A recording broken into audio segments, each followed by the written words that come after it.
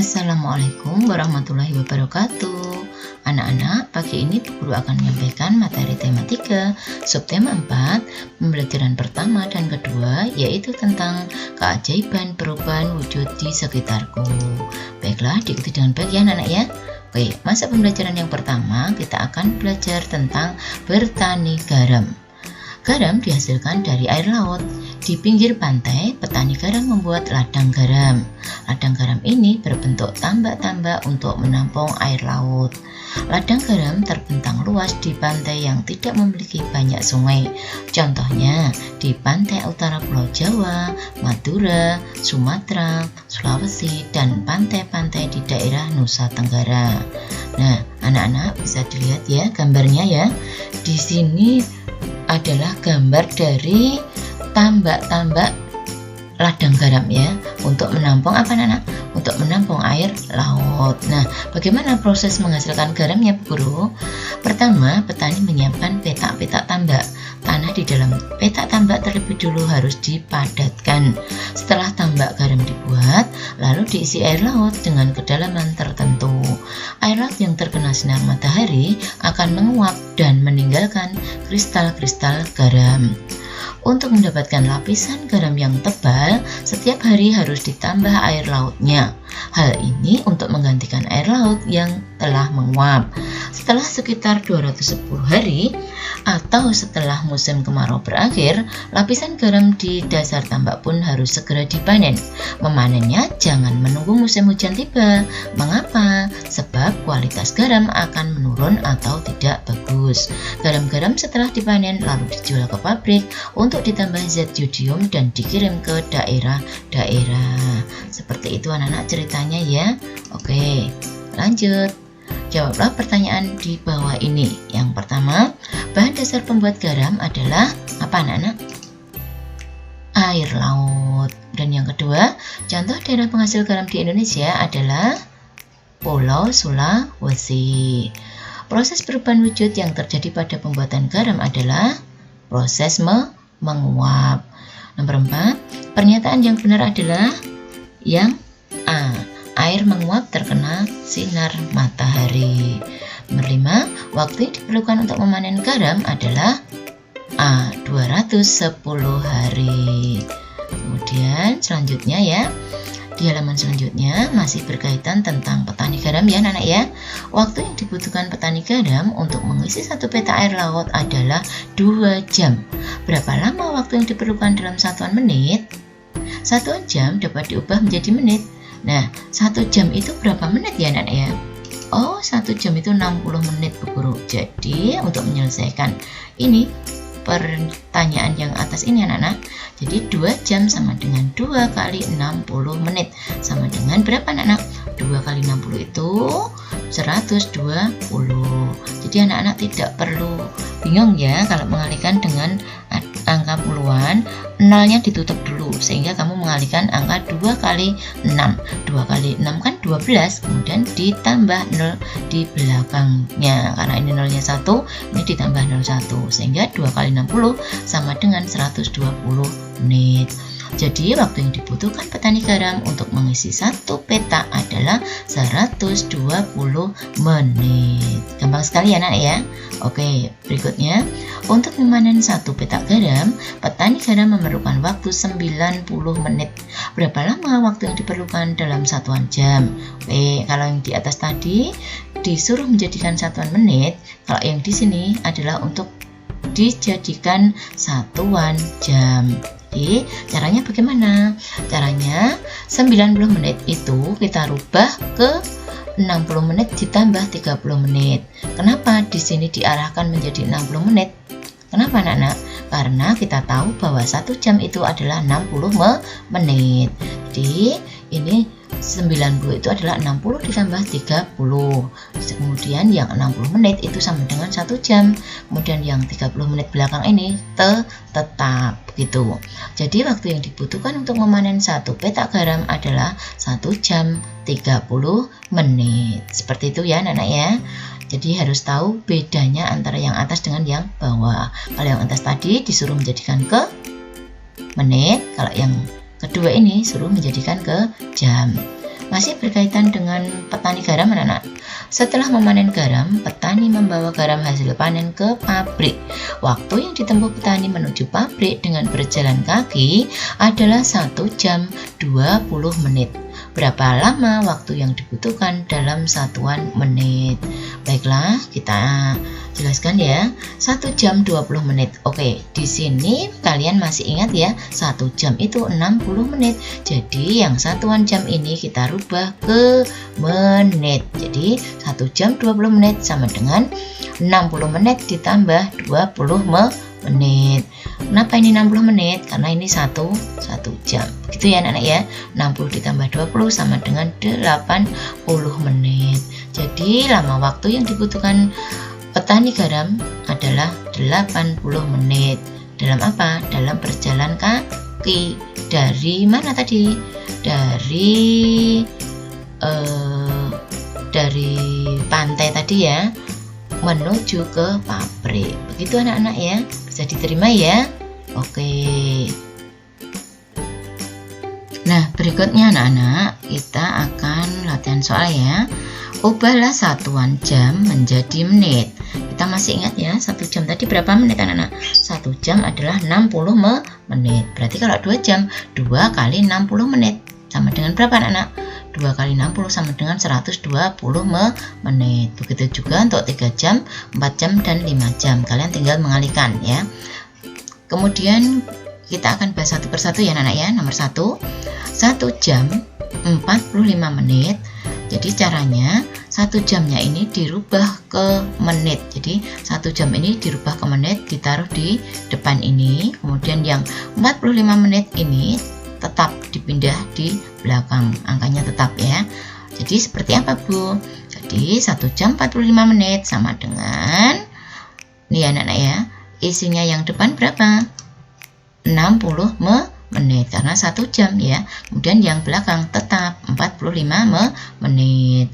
Sehingga dijumlahkan 60 ditambah 45 sama dengan 105 ya. Jadi 105 menit. Berikutnya nomor 2, 2 jam 50 menit. Dengan cara yang sama, yang depan ini dirubah ke menit ya. 2 berarti 2 kali 60 menit. Kemudian 50 menitnya ini dipindahkan di belakang. Oke, dengan cara yang sama, jadinya berapa anak-anak? 2 jam adalah 120 menit ya. Kemudian ini tetap 50 menit. Sehingga jawabannya 120 ditambah 50 sama dengan 170 menit. Begitu juga nomor 3, 4, dan 5. Dengan cara yang sama, nomor 3 adalah 180 menit ditambah 5 menit. Kenapa Bu 180? Ini loh, 3 jam berarti berapa anak-anak? 3 kali 60 menit. Sama dengan berapa? Sama dengan 185 menit ya. Kemudian nomor 4, 6 jam kita rubah ke menit. 6 kali 60 menit sama dengan berapa anak-anak? Sama dengan 360 menit. Kemudian yang 16 menit ini dipindah di belakang. 16 menit tetap ya. Kemudian dijumlahkan, hasilnya 376 menit. Begitu juga nomor 5, 7 jam, 7 kali 60 menit sama dengan 420 menit. 60 menit yang ini dipindahkan di belakang tetap ya. Kemudian dijumlahkan, 420 menit ditambah 60 menit sama dengan 480 menit. Begitu anak-anak ya. Untuk selanjutnya di sini ubahlah satuan menit menjadi jam ya. Masih dengan cara yang sama seperti waktu Bu Guru menjelaskan petani garam tadi ya.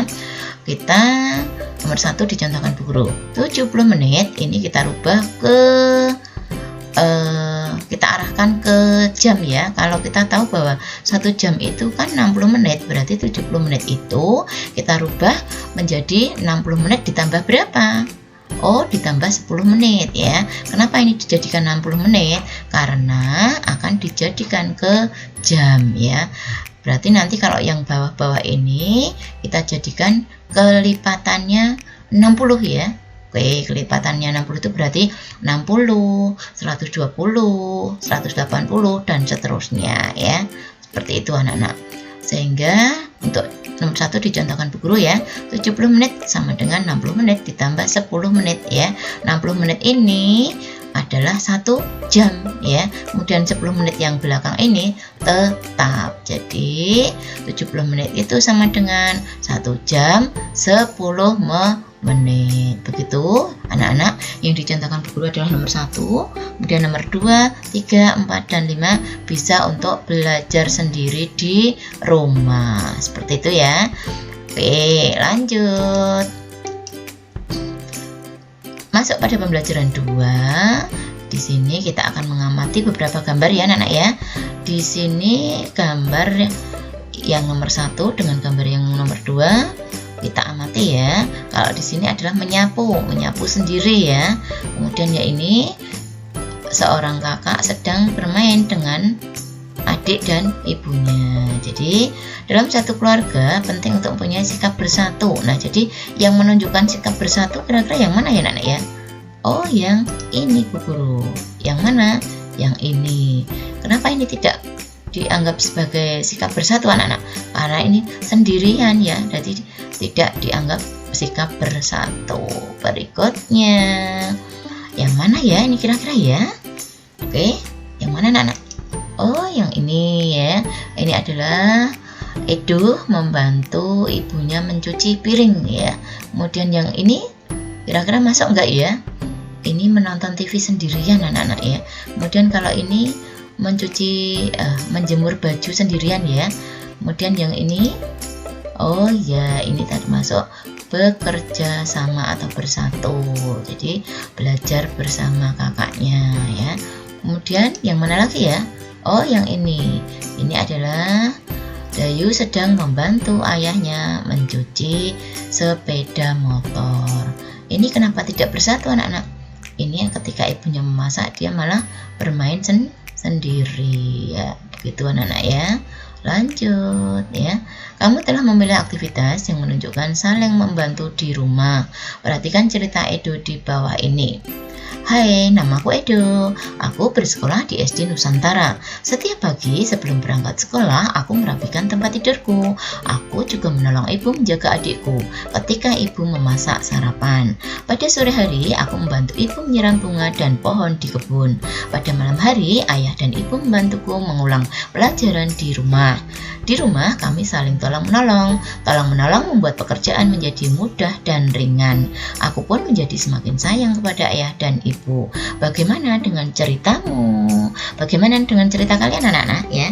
Ini dicontohkan ceritanya Edo ya, gambar sini ceritanya Edo. Kalau kalian bagaimana?